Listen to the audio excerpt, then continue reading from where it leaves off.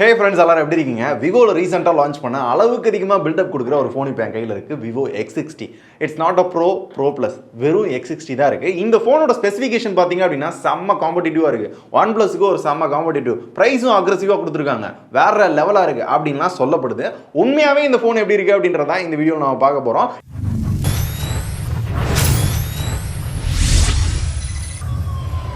Okay, இப்போ இந்த வீடியோக்குள்ள போகிறதுக்கு முன்னாடி ஒரு விஷயத்தை தெளிவாக சொல்லிடுறேன். இந்த ஃபோனோட வீடியோ ஏன் லான்ச் அன்னைக்கு போடல, எல்லாருமே போட்டாங்க, உனக்கு மட்டும் என்ன வலிக்குது அப்படின்னு கேட்குறாங்க. ஸோ எனக்கு கம்பெனி சென்ட் பண்ணல, ஏன்னா கேட்டால் அவங்கள்ட்ட ரிவ்யூ யூனிட் இல்லையா, பத்தலையா, நம்மளுக்கு மட்டும் அனுப்புறதுக்கு இல்லை அப்படின்னு சொல்லிட்டாங்க. நிறைய பேர் கேட்டதுனால நல்ல காம்படிட்டிவாக கொண்டு வந்திருக்காங்க. OnePlus காம்படிட்டிவாமே நல்லா இருக்காமே அப்படின்னு கேட்டதுக்காக நம்ம வாங்கி தான் வீடியோ பண்ணுறோம். அதனால ரிவ்யூ பண்ணோம் அப்படின்றதுக்கும் கொஞ்சம் நாள் எடுக்கும் அப்படின்றதுனால நல்லா யூஸ் பண்ணிட்டு தான் வீடியோ போடுறேன்.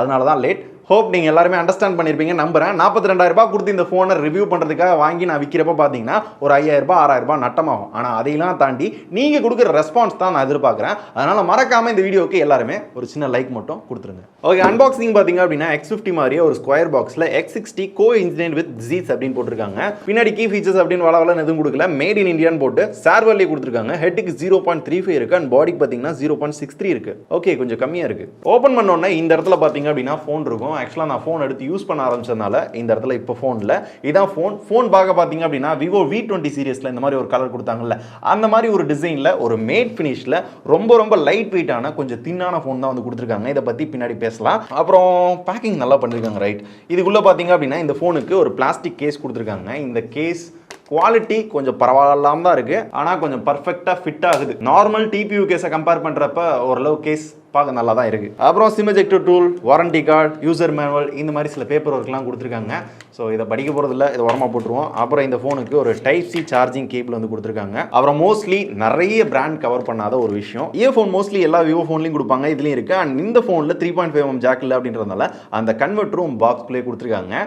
இது எல்லா கம்பெனியும் பார்த்து தெரிஞ்சுக்கணும், கொடுக்கணும் அப்படின்றது என்னோட வேண்டுகோள். அண்ட் கடைசியாக பார்த்தீங்க அப்படின்னா 33 வாட் ஃபாஸ்ட் சார்ஜிங் அடாப்டர் கொடுத்துருக்காங்க. இது யூஸ் பண்ணி 1.25 நேரத்துக்குள்ள ஃபோனை ஃபுல்லாக சார்ஜ் பண்ணலாமா, எப்படி இருக்குன்றதை அப்புறம் பார்க்கலாம். இப்போ இந்த ஃபோனை பற்றி ஃபர்ஸ்ட் நான் பேச வேண்டியது பார்த்தீங்க அப்படின்னா, இப்போ வர எல்லா ஃப்ளாக்ஷிப் ஃபோனும் ரொம்ப வெயிட்டாக இருக்கு, இல்லை அந்த திக்னஸ் பார்த்தீங்கன்னா கொஞ்சம் அதிகமாக இருக்க மாதிரி இருக்கும். ஆனால் அந்த மாதிரி இல்லாமல் ரொம்ப திக்னஸ் கம்மியாக, வெயிட்டும் கொஞ்சம் கம்மியாக கொடுத்துருக்காங்க. 177 கிராம் தான். அதனாலே பார்த்தீங்க அப்படின்னா கையில் ஹோல்ட் பண்ணுறதுக்கு ஒரு வெயிட்லெஸ்ஸான ஃபோன் அப்படின்ற மாதிரி தான் எனக்கு ஃபீல் ஆகுது. அடுத்து விவோ ஓப்போ பொறுத்தவரை பார்த்தீங்கன்னா குவாலிட்டியில் பெருசாக குறை வைக்க மாட்டாங்க. அதே தடவை இந்த தடவை பார்க்கறதுக்கு நல்லா இருக்கு, ஆனால் குவாலிட்டி சென்டரில் பார்த்தீங்கன்னா இந்த பட்ஜெட்டில் பிளாஸ்டிக் கொடுத்துருக்காங்க. ஏன் அப்படின்னு கேட்டோம்னா வெயிட் நாங்கள் கம்மி பண்ணணும்ல அப்படின்ற காரணத்துக்காக சொல்கிறாங்க. பிளாஸ்டிக் கொடுத்தாலும் ஓரளவு குவாலிட்டி நல்லாவே பண்ணிருக்காங்க. பேக்ல பாத்தீங்க அப்படின்னா கார்னிங் ஒரு கிளாஸ் 6 ப்ரொடெக்ஷன் கொடுத்திருக்காங்க. ஃப்ரண்ட்ல ஸ்கார்ட் எக்ஸ்டென்ஷன் அப் அப்படின்ற ஒரு ப்ரொடெக்ஷன் கொடுத்திருக்காங்க. குவாலிட்டி நல்லாவே தெரியுது. இந்த பிளாஸ்டிக்கை மட்டும் எடுத்துட்டு மெட்டலாக கொடுத்துருந்தாங்கன்னா இன்னும் நல்லா இருந்திருக்கும். அண்ட் டிசைன் பார்த்தீங்க அப்படின்னா Vivo V20 சீரிஸ்ல இருந்துச்சுல்ல, அதே மாதிரி ஒரு கலர்ஃபுல்லான ஒரு டிசைன் தான் கொடுத்துருக்காங்க.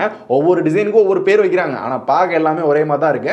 லுக்கு பார்க்க நல்லா இருக்கு, ஒரு செம்மையா இருக்குப்பா ஃபோன் அப்படின்னு இருக்கு. அண்ட் கேமரா மாடலும் பார்த்தோம்னா மிச்ச ஃபோனை கம்பேர் பண்றப்ப கொஞ்சம் டிஃப்ரெண்டாக தான் கொடுத்துருக்காங்க. இது வந்து Vivo X50 series, V20 series அதுல இருந்த மாதிரி தான் கேமரா மாடலும் கொடுத்துருக்காங்க. ஸோ டிசைன் அண்ட் குவாலிட்டி நல்லா பண்ணிருக்காங்க, நோ இஷ்யூ. கொஞ்சம் லெஸ் வெயிட்டாகவும் இருக்கு அப்படின்றதுனால எனக்கு கையில் ஹேண்டில் பண்றது நல்லாவே இருக்கு. அடுத்து இந்த ஃபோனோட கேமரா சும்மா நானும் நிறைய கேமரா கொடுக்குறேன், 2 மெகாபிக்சல் அப்படின்னு கணக்கு கொடுக்குறேன் அப்படின்ற மாதிரி இல்லாம இந்த கேமராஸ் பாத்தீங்க அப்படின்னா 48 megapixel main camera, 13 megapixel ultra wide, 13 megapixel portrait sensor கொடுத்துருக்காங்க. போர்ட்ரேட் போட்டோலாம் பாருங்க எந்த அளவுக்கு இருக்கு அப்படின்றத. நார்மலா மிச்ச ஃபோன்ல எடுக்கிற போர்ட்ரேட் விட இந்த ஃபோன் லைட்டா DSLR லுக் கொடுக்குது, பார்க்க செம்மையா இருக்கு அப்படின்னு தான் ஃபீல் ஆகுது. ஸோ போர்ட்ரேட் இமேஜஸ் எல்லாமே பார்க்க செம்மையா இருக்கு. கேமரா ஃபீச்சர்ஸ் என்னென்ன இருக்கு அப்படின்றத நான் காட்டுறேன். ஸோ கேமரா ஆப் பாத்தீங்கன்னா எப்பயும் விவோல வர்ற மாதிரி தான் கொடுத்துருக்காங்க.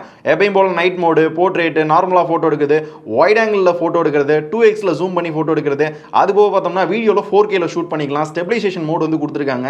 மோர்ல போய் பார்த்தோம் அப்படின்னா நிறைய ஃபீச்சர்ஸ் இருக்கு. அதுல பாத்தீங்க அப்படின்னா ஆஸ்ட்ரோ மோட் அப்படின்னு ஒன்று இருக்கு, ப்ரோ ஸ்போர்ட்ஸ் மோட் அப்படின்னு ஒன்று இருக்கு, லாங் எக்ஸ்போஸ் அப்படின்னு ஒரு மோட் இருக்கு. நீங்க நிலாவை போட்டோ எடுக்கிறது அப்படின்னா சூப்பர் மூன் அப்படின்ற ஒரு ஆப்ஷன் கொடுத்துருக்காங்க. இது யூஸ் பண்ணி நிலாவை வேற லெவலா எடுக்கலாம் அப்படின்னாங்க. நான் பார்த்தவரை பாத்தீங்க அப்படின்னா போட்டோ எடுத்துக்கலாம், நல்ல போட்டோஸ் கிடைக்குது, பெருசா வேற லெவலா இருக்கு அப்படின்னு சொல்றதுக்கு எதுவும் இல்ல. இந்த கேமராஸ் பாத்தீங்க அப்படின்னா Z's அப்படின்ற ஒரு கம்பெனியால ஆப்டிமைஸ் பண்ணப்பட்டது. எப்படி OnePlus வந்து ஹாசல் பிளேட் அப்படின்ற ஒரு கம்பெனி வச்சு ஆப்டிமைஸ் பண்ணாங்களோ அதே மாதிரி விவோ பார்த்தோம் அப்படின்னா Z's அப்படின்ற ஒரு கம்பெனி வச்சு ஆப்டிமைஸ் பண்ணிருக்காங்க உங்களோட கேமராவை. வைட் ஆங்கிள் பாத்தீங்க அப்படின்னா பகல்ல சூப்பரா இருக்கு, இருட்டுல கொஞ்சம் மக்கர் பண்ணதான் செய்து. எல்லா போன் மாதிரி இதுலயும் கொஞ்சம் நாய்ஸ் இருக்கு. போட்டோ குவாலிட்டி எல்லாம் நல்லா இருக்க மாதிரி தான் தோணுது, ஆனா லைட்டா அந்த ஷேக்கிங் இஷ்யூ இருக்கு. நான் கொஞ்சம் ஜூம் பண்ணி போட்டோ எடுக்கிறேன் அப்படின்னா கரெக்டான போட்டோ வேணும் அப்படின்னா நான் ட்ரைபாட் போட்டு தான் எடுக்கணும் போல, அந்த மாதிரி தான் இதோட அந்த ஷேக்னஸ் வந்து இருக்கு. வீடியோமே பாத்தீங்க அப்படின்னா வீடியோ நல்லா இருக்கு, ஆனா பெருசா சொல்ற அளவுக்கு எதுவுமே கிடையாது. ஸ்டெபிலிட்டி இந்த போன்லயே நல்லா தான் இருக்கு. எதுக்கு கிம்பிள் அதுன்னு சொல்றாங்க சொல்றாங்க அப்படின்னு தெரியல. அந்த போனை நான் யூஸ் பண்ணி பார்க்கல, மேபி அதுல இன்னும் கூட பெட்டரா இருந்திருக்கலாம். ஆனா நான் யூஸ் பண்ண வர இந்த போனோட கேமரால வீடியோ ஸ்டெபிலிட்டி பாத்தீங்கன்னா கொஞ்சம் பெட்டராவே தான் இருக்கு.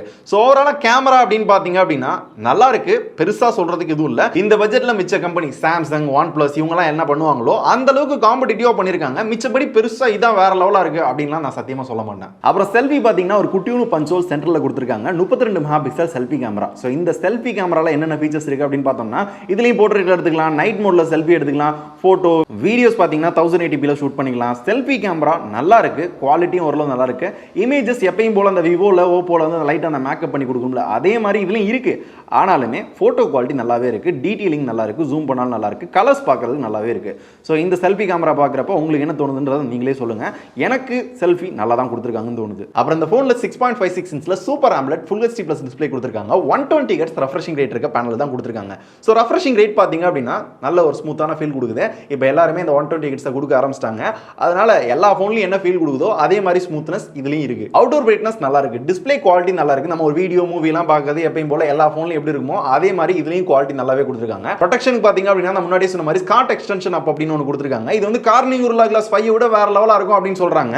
அப்புறம் ஏன் பின்னாடி கார்னிங் உருளா கிளாஸ் 6 கொடுத்தாங்க அப்படின்னு தெரியல. ஸோ இதையே முன்னாடி கொடுத்தாங்க அப்படின்னா இன்னும் கொஞ்சம் வேற லெவலா இருந்திருக்கும். இதுலயும் எந்த இஷ்யூவும் கிடையாது. இந்த ஸ்கிரீன் ப்ரொடெக்டர் ஒட்டியே வரதுனால நம்மளுக்கு பெருசா ஸ்கிராட்ச் டேமேஜ் அப்படின்னா உடனே ஆகிறது கிடையாது. இருந்தாலும் அதே கொடுத்தாங்க அப்படின்னா இன்னும் கொஞ்சம் பெட்டரா இருந்திருக்கும். ஸோ டிஸ்பிளே நல்லா இருக்கு. இப்போ இந்த டிஸ்பிளே பாத்தீங்கன்னா AMOLED டிஸ்பிளே அப்படின்றதுனால இன் டிஸ்பிளே ஃபிங்கர்பிரிண்ட் சென்சாரும் கொடுத்துருப்பாங்க. டக்கு டக்குன்னு ஃபேஸ் அன்லாக் ஆயிடுது. இன் டிஸ்பிளே ஃபிங்கர்பிரிண்ட் சென்சார் பாத்தீங்கன்னா ஓரளவு நல்ல ஃபாஸ்ட்டாவே ஒர்க் ஆகுது. ஃபேஸ் அன்லாக் அதை விட ரொம்ப ஃபாஸ்ட்டாக ஒர்க் ஆகுது. இதுல நோ இஷ்யூ. அடுத்து விவோ இந்த X60 சீரிஸ்ல ஒரு பண்ண நல்ல விஷயம் பார்த்தோம்னா எல்லாத்துக்கும் காம்படிட்டிவா இருக்க ஒரே விஷயம் பார்த்தோம்னா இதோட ப்ராசஸர் Snapdragon 870 வந்து கொடுத்துருக்காங்க. இதோட பர்ஃபார்மன்ஸ் பார்த்தீங்கன்னா அஃப்கோர்ஸ் இது ஒரு ஃபிளாக்ஷிப் ஃபோன், பர்ஃபார்மன்ஸ்ல எந்த இஷ்யூவும் கிடையாது. FunTouch OS 11.1 மேல Android 11 கொடுத்துருக்காங்க. இதோட காம்பினேஷன் பார்த்தீங்க அப்படின்னா சாஃப்ட்வேர் அண்ட் ஹார்ட்வேர் ரெண்டுமே சேர்ந்து ஓரளவு ஸ்மூத்தான பர்ஃபார்மன்ஸ் கொடுக்குது. இது கூடவே 120 Hz ரெஃப்ரெஷிங் ரேட் வந்து கொடுத்துருக்காங்க. அதனால பர்ஃபார்மன்ஸ்ல எனக்கு எந்த இஷ்யூவும் கிடையாது, பர்ஃபெக்ட்டா இருந்துச்சு. கேமிங்க்கும் ஓரளவு ஹை கிராஃபிக்ஸ் கேம் எல்லாமே விளையாட முடியுது. ஆனா கண்டினியூவா கேம் விளையாடிட்டே இருக்கும் அப்படின்னா இந்த போனும் ஹீட் ஆகுது, தொடவே முடியல. இது முதல்ல ஒரு 2 நாளைக்கு பாத்தீங்க அப்படின்னா பெருசா ஃபீல் ஆகல. அடுத்து ஒரு அப்டேட் வந்துச்சு, அதுக்கப்புறம் பாத்தீங்க அப்படின்னா ஹீட் ஆகிறத நல்லாவே ஃபீல் பண்ண முடியுது. ஸோ லைட்டா ஹீட்டிங் இஷ்யூ இந்த போன்ல இருக்கு. அண்ட் இந்த சிப்ல 5G இன்பில்டாவே வருது. இதுவும் ஒரு 5G ஃபோன் தான். 2 பேண்ட் தான் சப்போர்ட். நிறைய பேண்ட் கொடுத்துருக்கலாம். அவன் 25,000 ஃபோன்லேயே நிறைய பேண்ட் கொடுக்குறான். இவன் ஏன் 2 பேண்ட் மட்டும் கொடுக்குறான்றது புரியல. அண்ட் இந்த ஃபோன் 2 வேரியன்ட் லான்ச் பண்ணியிருக்காங்க. 8GB RAM 128GB internal, 12GB RAM 256GB internal. இப்போ நம்ம கையில் இருக்குது பார்த்தீங்கன்னா 12GB இன்டர்னல் தான். இதோட விலை பார்த்தீங்கன்னா 42,000 கிட்ட வருது. அதை பற்றி அடுத்து பேசலாம். UFS 3.1 கொடுத்துருக்காங்க. அஃப்கோர்ஸ் அப்போ டேட்டா ட்ரான்ஸ்ஃபர், ஃபைல் ட்ரான்ஸ்ஃபர் எல்லாமே பார்த்தீங்க அப்படின்னா பர்ஃபெக்டாக இருந்துச்சு. உள்ள பர்ஃபார்மன்ஸும் பார்த்தீங்க அப்படின்னா எந்த இஷ்யூ இல்லை. ஆனால் மெமரி பார்த்தலாம் அப்படின்னா உங்களால் மெமரி எக்ஸ்டெண்ட் பண்ண முடியாது. 2 சிம் கார்டு மட்டும் தான் போட முடியும். ஸோ நான் இப்போதைக்கு ஒரே ஒரு சிம் தான் யூஸ் பண்றேன், ஜியோ. ஏன்னா இன்னும் ஒரு சில ஃபோன்லாம் நான் டெஸ்ட் பண்ணிக்கிட்டு இருக்கனால ஒரு சிம்மை யூஸ் பண்ணி நான் டெஸ்ட் பண்ணி பார்த்தேன். கால் பேசின வர பார்த்தீங்க அப்படின்னா வேற லெவலா இருக்கு அப்படின்னு கிளாரிட்டியா சொல்றதுக்கும் இல்ல, ரொம்ப கேவலமா இருக்கு அப்படின்னு சொல்றதுக்கும் இல்ல, நார்மலா இருக்கு. ஒரு கால் பேசியே காமிச்சிடுறேனே. ஹலோ, என்னம்மா என்ன பண்றீங்க? சரி சரி சரி சரி. நான் பேசுறது நல்லா தெளிவா கேக்குதா?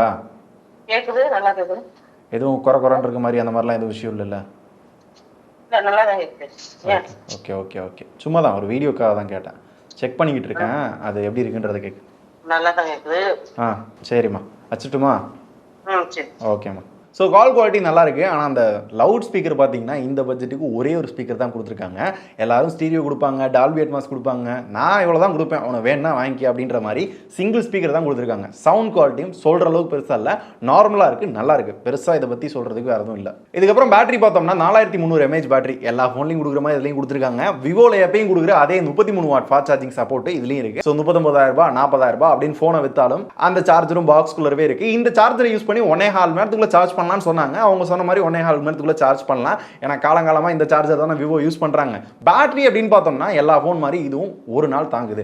120 Hz ரெஃப்ரெஷிங் ரேட் வச்சு கேம் மட்டும் விளையாடுறீங்க அப்படின்னா சாயங்காலம் வரையும் இருக்கும், காலில இருந்து. மிச்சபடி எல்லா சென்சார்ஸும் கவர் பண்ணிருக்காங்க. நாவிக் சப்போர்ட் இந்த ஃபோன்ல இருக்கு. இது எல்லாத்துக்கும் சேர்த்து இதோட விலை அப்படின்னு பார்த்தோம்னா 8GB RAM 128GB இன்டர்னல் பார்த்தோம்னா 38,000 கொண்டு வந்திருக்காங்க. 12GB RAM 256GB இன்டர்னல் பார்த்தோம்னா 42,000 கொண்டு வந்திருக்காங்க. ஓரளவு ரீசனபிளா அக்ரெசிவா இருக்க மாதிரி தான் எனக்கு தோணுது. ஏன்னா இதே பட்ஜெட்ல OnePlus 9R பாத்தீங்க அப்படின்னா 40,000 கொண்டு வந்திருக்காங்க. கொடுத்துருக்காங்க. இதே 870 120 Hz ரெஃப்ரெஷிங் ரேட்டு, அதே டிஸ்பிளே எல்லாமே கிட்டத்தட்ட பார்த்தீங்கன்னா அதே மாதிரி தான் இருக்குன்னு வச்சுக்கோங்களேன். கேமரா மட்டும் லைட்டாக மாறும். ஜீஸ் அப்படின்றதுக்கு பதிலாக அங்கே ஹேசல் பிளேட் வருதான்னு தெரில, ஆனால் அங்கேயும் நார்மல் கேமரா தான். இதே அளவு தான் லைட்டாக ஈக்குவலாக பர்ஃபார்ம் பண்ணும். அப்படி பார்க்குறப்ப 2000 ரூபாய் கம்மியாக இருக்குது. இப்போ இந்த ஃபோன் ஒர்த்தா? இந்த கேள்விக்கு பதில் தெரியும்னா இந்த ஃபோனில் ஃபஸ்ட்டு என்ன நல்லா இருக்குன்னு சொல்லிடுறேன். குவாலிட்டி அண்ட் டிசைன் நல்லா பண்ணியிருக்காங்க. அண்ட் 120 Hz டிஸ்பிளே கொடுத்துருக்காங்க. ஸ்னாப்டிராகன் 870 இருக்கு. 33 வாட் ஃபாஸ்ட் சார்ஜிங்லாம் எல்லாரும் கொடுக்குறதா. 48 மெகா பிக்சல் ட்ரிபிள் கேமரா கொடுத்துருக்காங்க. அதுவும் சும்மா 2 மெகா பிக்சல் அதெல்லாம் கணக்கு கொடுக்குற மாதிரி இல்லாமல் ஓரளவு நல்லாவே கொடுத்துருக்காங்க. ஆப்டிமைசேஷன் நல்லா இருக்கு, ஃபோட்டோ கிளாரிட்டி நல்லா இருக்கு, டிஎஸ்எல்ஆர் லெவலுக்கு அந்த போர்ட்ரேட் இமேஜ்லாம் எடுத்துக்கலாம். பர்ஃபார்மன்ஸ் வைஸ் பார்த்தீங்க அப்படின்னா எந்த இஷ்யூவும் கிடையாது. இது எல்லாமே பார்த்தீங்க அப்படின்னா இந்த பட்ஜெட்டுக்கு இந்த ஃபோனில் நல்லா இருக்க விஷயங்கள். என்ன நல்லா இல்லை அப்படின்னு பார்த்தோம்னா இந்த ஜீஸ் அப்படின்னு சொல்லி ஆப்டிமைஸ் பண்ணியிருக்கோம், வேற லெவலாக இருக்கும், வாய்ப்பே இல்லை அப்படின்ற அளவுக்குலாம் இல்லை. ஃபோட்டோ நல்லா இருக்கு, இதை ஓவரா பில்டப் பண்ணாமல் நல்லா இருக்குப்பா நல்லா இருக்கும் அப்படின்னு சொல்லி மட்டும் வித்துருக்கலாம். ஸோ ரொம்ப எக்ஸ்பெக்டேஷனோட வாங்கி ஜூன் அப்படியே காத்து போன மாதிரி ஆயிடுச்சு. எனக்கு பெருசாக அந்த அளவுக்கு ஃபீல் தரல. ரெண்டாவது பேட்டரி பார்த்தீங்க அப்படின்னா கெப்பாசிட்டி கம்மி, இன்னும் கொஞ்சம் பெட்டராக கொடுத்துருக்கலாம். ஃபாஸ்ட் சார்ஜிங் டெக்னாலஜி கொடுத்துருக்கலாம். சவுண்டு பார்த்தீங்க அப்படின்னா ஒரே ஒரு ஸ்பீக்கர் தான் கொடுத்துருக்காங்க, ஸ்டீரியோ ஸ்பீக்கராக கொடுத்துருக்கலாம். கால் குவாலிட்டியும் அந்த அளவுக்கு பெருசா சொல்ற அளவுக்கு இல்ல, நார்மலா இருக்கு. அண்ட் முக்கியமா ப்ளூடூத் நிறைய ப்ளூடூத் கொடுத்துருக்காங்க. இந்த பட்ஜெட்டுக்கு ப்ளூடூத் கொடுத்து ஆட புஷ் பண்ணி அதன் மூலமா சம்பாதிக்கணும் அப்படின்ற அவசியம் ஏன் விவோக்கு இருக்குன்றது சத்தியமா புரியல.